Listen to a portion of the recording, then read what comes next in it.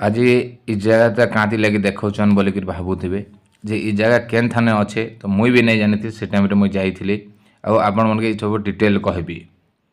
तो जुआर जय माँ समले मुझे सकालू सकालू बाहरी गली मोर जर्नी रे कारण मते आज न्यू माने बाहाघर मन जेन मन होजन शूट करवार थिला तो मोर टीम सहित मुझे बाहरली शूट रे। तो देखो सीधा मुझे पहुँची गली से जगह के इ जगार पचाड़े केन भले भ्यू अच्छे केन मंदिर अच्छे यहाँ भावुवे केन जगार मंदिर टे मंदिर एका किंतु केन जगाटा बोली आपण मन भावुवे यहाँ हूँ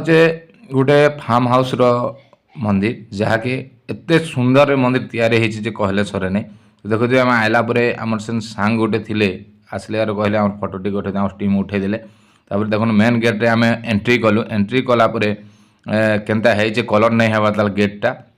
तो तापर आम सांग कहले आम के फटो गोटे उठाई दियो तो ठीक अच्छे बोले फोटो उठाले आम पिला सीधा देखो शिव मंदिर जेन मेन जगहटा काଣା है कहूचे शुण। तो जुहार जय माँ समलाई पुणी थे मोर नुआ ब्लॉग के स्वागत कर माँ समलाई आपण मान समस्त भलसे रखिथे मोर आशा और विश्वास। तो आज आम आ गोटे नुआ भिडियो रे आपण मान देखाबो जहाँ दिनो दिन के आम नुआ नुआ भिडियो आपण मान सामने आणुचु एवं आपण मान भल पाइबार जेन दाउचन आमको मान को तो बहुत खुशी लगुच से भली आम पाके भल पाइबार दे थाउ आपण माने। तो देखुथिबे मोर पछरे शिव मंदिर गोटे अच्छे आम केन जगार शिव मंदिर आपन के आगामी भिडियो रे देखामु जेन आगे भी आउ किछि मंदिर आम शूट करछु से मंदिर रो भी विषय आपण मान कहबो जगह केन जगह रे अच्छे केनता जगह है सब तो आम सब आपन को धीरे कर देखामु। यही जगह जो भवानीपाटन 15 किलोमीटर दूर रे अच्छे यहाँ हूँ भक्तदास आज्ञा फार्म हाउस जहाँकि भाया सुंदर मंदिर टे भक्तदास आज्ञा फार्म हाउस जीवार पूर्व ये मंदिर टे वर्ष पुरातन भाया तैयारी कराई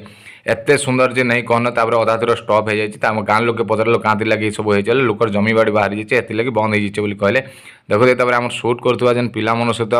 टे आम फटो हो गलु से जगह टे समस्ते सहित सांग होकर आम पलायन भोग लगुला ना 3:30 होता आम गोटे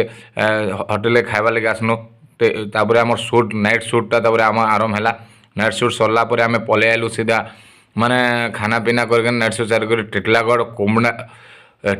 कुबुड़ा पहाड़ ऊपर के जार फल आम देखुए सेनर भ्यू आम सीधा पलि आनु तिखाली डैम रे बोट रो माने आम शूट करवा बोट रो शूट कर सारा देखुए बोट लगे आम रेडी हो जाइछुं बोट रो शूट सारा सीधा आम पलि आसनु घर के।